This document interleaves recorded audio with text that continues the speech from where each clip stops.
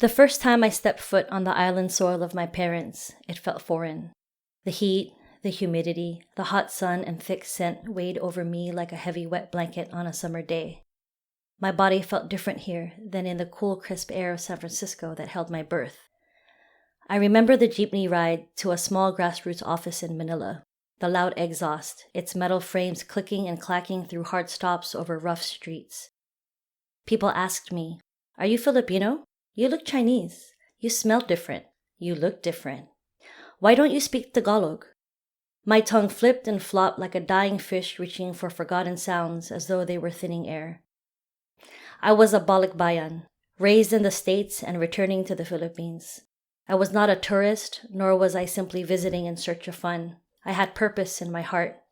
Yet in a place full of people who I thought looked like me, I was considered foreign.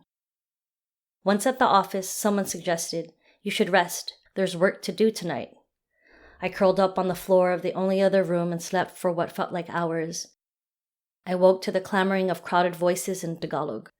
The next thing I knew, we were out in the streets.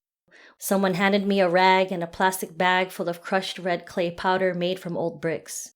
Two others toted a full bucket of water, and together, under the cover of night, we ran across Manila to underpasses, overpasses, and walls in front of key political offices. I dipped the rag in the water and then the clay.